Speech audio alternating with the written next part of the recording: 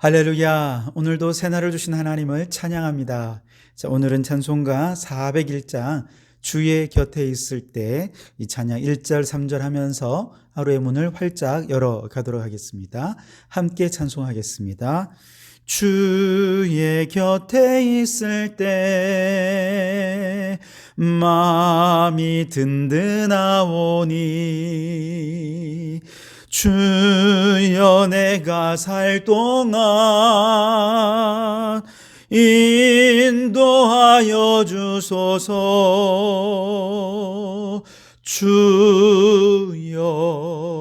주여 나를 인도하소서. 빠른 세상 살 동안 주여 인도하소서. 세상 풍파지 난 후 영화로운 나라와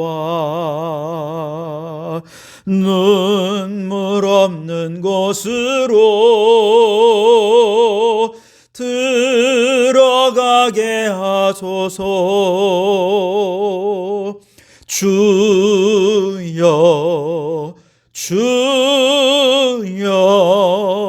나를 인도하소서. 빠른 세상 살 동안 주여 인도하소서.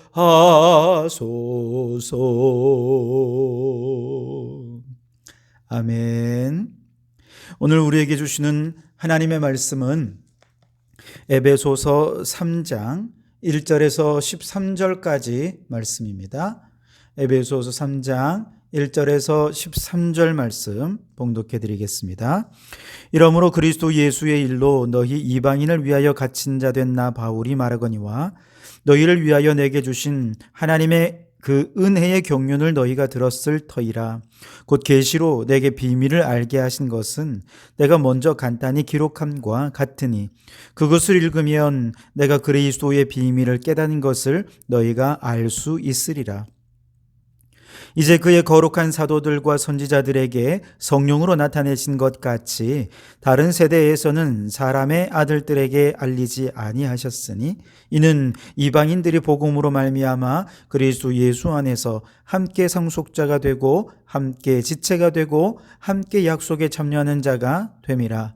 이 복음을 위하여 그의 능력이 역사하시는 대로 내게 주신 하나님의 은혜의 선물을 따라 내가 일꾼이 되었노라. 모든 성도 중에 지극히 작은 자보다 더 작은 나에게 이 은혜를 주신 것은 측량할 수 없는 그리스도의 풍성함을 이방인에게 전하게 하시고 영원부터 만물을 창조하신 하나님 속에 감추어졌던 비밀의 경륜이 어떠한 것을 드러내게 하려 하심이라. 이는 이제 교회로 말미암아 하늘에 있는 통치자들과 권세들에게 하나님의 각종 지혜를 알게 하려 하심이니 곧 영원부터 우리 주 그리스도 예수 안에서 예정하신 뜻대로 하신 것이라. 우리가 그 안에서 그를 믿음으로 말미암아 담대함과 확신을 가지고 하나님께 나아감을 얻느니라. 그러므로 너희에게 구하노니 너희를 위한 나의 여러 환난에 대하여 낙심하지 말라. 이는 너희의 영광이니라. 아멘. 오늘도 이 말씀을 통해 우리에게 주시는 하나님의 음성을 듣게 되길 바랍니다. 하나님께서는 모든 믿는 자들을 한 세 사람, 즉 하나님 나라의 신인류로 창조해 주셨습니다. 왜 그랬을까요? 하나님의 선한 일을 감당하도록 하기 위해서였지요. 그 선한 일은 무엇이었습니까? 갈등과 분열 가득한 이 세상 속에 화목과 화평과 하나됨과 일치가 이루어지는 하나님 나라를 이루도록 하기 위해서 우리를 그렇게 신인류로 창조해 주신 것이죠. 이것이 선한 일인 것이죠. 그리고 이 일을 위해서 한 사람 한 사람을 성전으로 삼으시고 하나님의 시민으로 삼으시고 하나님의 권속으로 삼으셨을 뿐만 아니라 저들이 서로 연결되는 교회라고 하는 공동체를 세우셔서 그곳에서 성도들이 영적으로 훈련받고 또 위로받고 새 힘을 얻어서 성장하고 성숙함으로 우리에게 주어진 이 사명을 감당할 수 있게 하신 것입니다. 자, 그런데 여러분, 여기서 좀 근본적인 질문을 좀 할 필요가 있습니다. 예수님의 십자가로 한 세 사람, 새로운 인류를 창조하시고 화목과 화평의 선한 일을 맡기시고 또 이들을 교회 공동체로 모아서 교회를 통해 만유를 구원하시려는 하나님의 구원의 계획들을 이루고자 할 때 사실 이런 내용들은 공부해서 알 수 있는 게 아니지 않습니까? 인간의 이성과 경험을 초월해서 있는 영적 사건들인 것이죠. 이것은 어느 철학자가 연구해서 알려줄 수 있는 것도 아니고요. 과학자들이 연구해서 밝혀낼 수 있는 것도 아니지요. 왜냐하면 이것은 영적인 영역, 하나님만이 계획하시고 하나님께서 이루시는 하나님의 영역이기 때문에 그렇습니다. 그러니 이건 하나님이 아니고서는 도저히 알 수 없는 내용이죠. 그런데 바울은 도대체 어떻게 이런 영적 세계의 비밀을 알게 되었을까요? 그 이유는 딱 한 가지입니다. 그 방법은 한 가지인데 하나님이 그에게 계시해 주셔야 알 수 있는 것이죠. 3절에 보시면 곧 계시로 내게 비밀을 알게 하셨다 그렇게 말씀하고 있죠. 하나님께서 지금 하나님이 계획하시고 하나님이 운행하시고 하나님이 완성하실 이 놀라운 구원의 계획들에 대해서 하나님이 직접 알려주시지 않으면 우리가 어떻게 알겠습니까? 구약시대에는 하나님의 그 구원의 계획들을 선지자들을 통해서 알려주셨습니다. 그래서 아브라함, 모세, 또 이사야 선지자, 예레미야 선지자, 하나님께서 그들에게 하나님의 비밀스러운 구원의 계획을 알려주심으로 그 하나님의 계시를 받아서 사람들에게 증언할 수 있었던 것이죠. 신약시대에는 누가 그 역할을 맡았습니까? 사도들이 그 역할을 맡았습니다. 그래서 하나님께서 사도들에게 예수 그리스도로 말미암는 구원의 계획을 성령으로 깨닫게 해주시고 알게 해 주셔서 그것을 사람들에게 특별히 유대인들에게 증거하지 않았습니까? 그런데 그 가운데에서도 특별히 이방인들을 향한 하나님의 구원의 계획, 나아가서 인간을 넘어서 모든 만물을 구원하시고자 하는 만유 구원의 하나님의 계획은 이건 바울을 통해서 하나님이 알려주셨어요. 바울에게 이것을 계시해 주셨고 바울을 통해서 이방인들에게 이 복음이 전해지게 되어서 비로소 이방인들도 이 복음에 참여할 수 있게 된 것이지요. 6절에 이는 이방인들이 복음으로 말미암아 그리스도 예수 안에서 함께 상속자가 되고 함께 지체가 되고 함께 약속에 참여하는 자가 됨이라. 아멘. 이 계시를 받은 바울은 계시로 받은 그리스도의 비밀이 하나님께서 주신 위대한 진리다. 이것을 확신했어요. 그리고 이 진리를 증거하는 이방인의 사도로 헌신하게 된 것이죠. 8절에 모든 성도 중에 지극히 작은 나보다 더 작은 나에게 이 은혜를 주신 것은 측량할 수 없는 그리스도의 풍성함을 이방인에게 전하게 하시고 그렇게 말씀을 하시죠. 네, 그렇습니다, 여러분. 하나님께서 2000년 전 바울에게 그리스도의 비밀을 계시로 보여주셨습니다. 그 계시를 받은 바울은 그 계시를 하나님의 부르심으로 깨닫게 되었고 주님 내가 여기 있습니다. 나를 보내소서. 바울이 그렇게 주님의 부르심에 응답하여 사명으로 나아갈 때 이방인들에게 복음이 전해지게 되었고 오늘 우리에게까지 이 복음이 전해질 수 있었던 것이죠. 그렇다면 오늘 우리 성도들에게도 하나님의 놀라운 비밀을 밝히 보여주고 계십니다. 무엇을 통해 그 비밀을 보여주고 계십니까? 성경 말씀입니다. 성경 말씀 속에는 하늘과 땅의 모든 비밀이 다 계시되어 있습니다. 하나님의 지혜와 하나님의 능력이 빠짐없이 계시되어 있습니다. 하나님의 창조의 때부터 종말의 때에 이르기까지 하나님의 모든 구원의 계획이 성경 말씀 속에 다 계시가 되어 있다는 것이죠. 그렇기 때문에 누구든지 성경 말씀을 읽기만 하면 하나님께서 예수 그리스도로 말미암아 구원받는 한 새 사람 신인류를 창조하시고 그리스도 안에서 측량할 수 없는 부요와 영광의 축복을 누리게 하실 것이라는 하나님의 계시를 받게 됩니다. 지금도 누구든지 성경을 읽기만 하면 하나님께서는 교회를 통해 탄식하는 이웃들, 탄식하는 피조물들을 구원하셔서 이 땅에 하나님의 나라를 이루어 가시고 창조 질서를 회복하시려는 하나님의 만유 구원의 계획을 지금도 실행하고 계시고 그리고 그 일들을 완성하실 것이라고 하는 하나님의 구원의 계획을 우리는 말씀을 통해서 계시로 받게 되는 것이죠. 그리고 이 계시를 받은 모든 성도들에게는 하나님의 부르심이 있는 것이죠. 이 사역에 나와 함께 하지 않겠느냐? 남은 사역을 나와 동행해서 이 사역을 이루는 일에 동참하지 않겠느냐? 계시가 선포되는 곳마다 주님은 우리를 그 사역으로 불러주시는 것이죠. 이제 성경 말씀을 통해 이 계시를 받고 주님의 사명의 자리로 부르시는 하나님의 부르심을 들은 우리 성도들 어떻게 해야 할까요? 이 부르심 앞에 바울이 그러했던 것처럼 주님 내가 여기 있습니다. 나를 보내소서.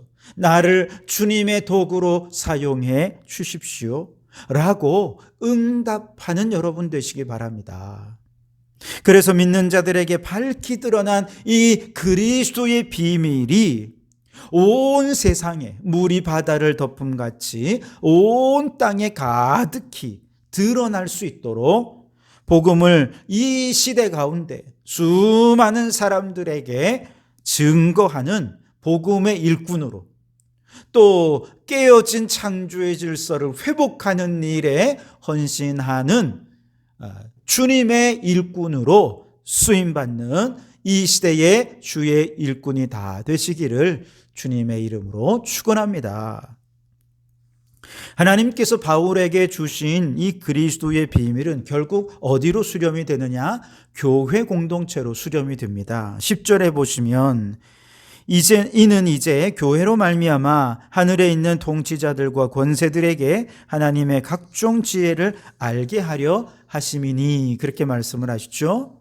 여기서 교회를 통해서 이렇게 하나님의 뜻을 이루실 것을 약속해 주신 것이죠. 복음이란 그래서 개인이 그리스도를 믿고 새 사람 되는 것도 중요하지만 그와 더불어서 그리스도를 믿는 성도들이 함께 하나님의 새 인류를 이루는 공동체적 구원이라는 것을 우리는 잊지 말아야 합니다. 사실 지금까지 교회는 우리 성도들에게 구원을 너무 개인적인 것으로만 가르쳐 왔습니다. 예수님은 나를 위해 십자가를 지셨고 나를 위해 피 흘려 죽으셨고 나를 구원해 주셨고 예수님의 십자가 부활로 말미암아 내가 구원받았다. 물론 그건 잘못된 얘기는 아닙니다. 당연히 십자가와 부활의 사건 이것은 나를 위한 것으로 당연히 그렇게 깨달아져야 합니다. 믿어져야 합니다. 그러나 십자가 사건을 개인 구원 사건으로만 이해하면 우리를 화목하게 하시기 위한 한 세 사람 신인류를 창조하신 하나님의 뜻은 깨닫지 못합니다. 나아가 만유를 구원하시기 위한 존재로 우리를 불러주셨다라고 하는 것은 더더욱 이해하기 힘든 것이죠. 복음은 당연히 개인에게도 기쁜 소식일 뿐만 아니라 한 세 사람으로 신인류를 창조하신 교회 공동체에게도 기쁜 소식이고, 나아가서 탄식하는 피조물들에게도 기쁜 소식인 줄 믿습니다. 지금까지 우리는 복음을 지나치게 너무 개인주의적으로 축소했습니다. 그러다 보니 예수님을 믿고 구원받은 성도들이 기껏 기도하는 것이 나와 내 가족과 교회와 이런 기도만이 기도 속에 담겨져 있는 것이죠. 교회 공동체와 이웃과 피조물에 대한 기도가 많이 없습니다. 관심이 없는 거죠. 이런 사람들에게 교회는 단지 예배드리고 말씀 듣는 모임에 지나지 않아요. 교회 안에서 영적 유익을 얻을 수 있다고 느끼면 교회는 그저 나의 필요를 채워주기 위한 도구로 느끼기 때문에 내가 필요가 채워진 만큼 그만큼 내가 헌신도 하고 봉사도 하지만 더 이상 내게 특별히 영적 유익이 없어라고 생각하면 교회에 무관심하고요, 헌신도 하지 않아요. 일정 거리를 두고 지내다가 좀 문제가 생기면 얼마든지 교회는 다른 교회로 옮겨도 괜찮은, 정말 별 볼 일 없고 하찮은 그런 곳으로 이해하는 것이죠. 그러나 여러분, 오늘날 이러한 성도들의 개인주의적인 신앙과 교회 공동체의 사명에 대한 무관심 속에서 이 땅에 많은 교회들이 병들어가고 있습니다. 무기력화되어 버렸습니다. 교회는 하나님의 신인류로서 하늘에 있는 통치자들과 권세들에게, 즉 악한 영들에게 하나님의 지혜를 알게 하는 사명이 있음에도 불구하고 오늘날 교회는 악한 영들과의 싸움보다 교회 안의 성도들을 한 사람이라도 더 붙잡아 두기 위해서 어떻게든 그들의 영적 영혼을 만족시키고 영적 필요를 채우기 위해 그저 서비스를 제공하는 일에 온 힘을 다 쏟고 있는 것이죠. 그러느라고 교회에 원래 주어진 사명을 잃어버리고 만 것입니다. 그래서 오늘 우리는 다시 교회의 사명, 교회의 영광을 주목해 보아야 합니다. 10절에 다시 보시면 이는 이제 교회로 말미암아 하늘에 있는 통치자들과 권세들에게 하나님의 각종 지혜를 알게 하려 하심이니, 교회는 하나님의 손에 붙들려서 하늘에 있는 정사들과 권세들에게 하나님의 무궁한 지혜를 알게 하는 우주적 도구라는 것이죠. 또한 교회는 이 지상에 있는 사람들에게 하나님의 능력과 지혜를 나타내는 영적 기관이라는 것입니다. 눈에 보이는 지상의 사람들에게는 물론이고 눈에 보이지 않는 천상의 존재들에게도 하나님의 능력과 지혜를 드러내는 사명이 교회에 있다는 것이죠. 한 걸음 더 나아가서 이 땅의 모든 피조물들에게 하나님의 영광과 하나님의 구원을 드러내는 온 우주적인 기관이 바로 교회라는 것이죠. 교회는 그래서 우주의 중심이고 만물을 통일하시는 하나님의 구원의 중심이 되는 것이죠. 하나님은 그리스도 안에서 교회를 창조하시고 교회를 우주의 중심에 세우시고 모든 영적 존재들과 모든 사람들이 이 교회를 바라보고 교회를 주목하기를 원하십니다. 그래서 교회는 온 우주의 존재들이 교회를 바라보고 주목하는 가운데 이제 어떤 모습을 보여야 합니까? 하나님께서 우리를 창조하신 창조의 원리대로 서로 연결되고 하나 되고 서로 지어져 가는 가운데 화목함과 하나됨과 평화와 조화와 창조의 질서, 즉 새 창조의 가치들을 교회 안에서 구현해낼 수 있어야 한다는 것이죠. 바로 이러한 교회의 모습을 본 세상 사람들이 하나님께서 이루신 화해와 연합의 놀라운 신비를 깨닫게 되고 온갖 분열과 갈등을 일으키는 이 악한 영들에 대해서 우리는 영적으로 싸워서 이 땅 가운데 하나님의 나라를 이루어 갈 수 있게 되는 것이죠.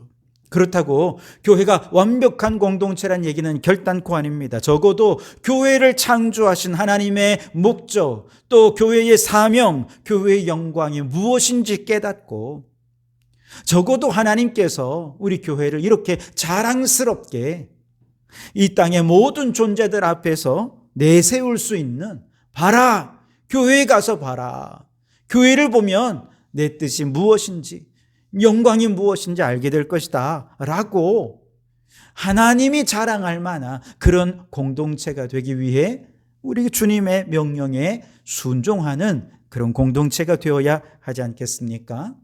바라기는 오늘 우리 모든 성도들이 하나님의 마음을 알고 하나님의 영광을 나타내는 교회가 되기 위해 힘써 주님께 순종하는 우리 성도들이 되실 수 있기를, 또 우리 성도교회가 되기를 주님의 이름으로 축원합니다.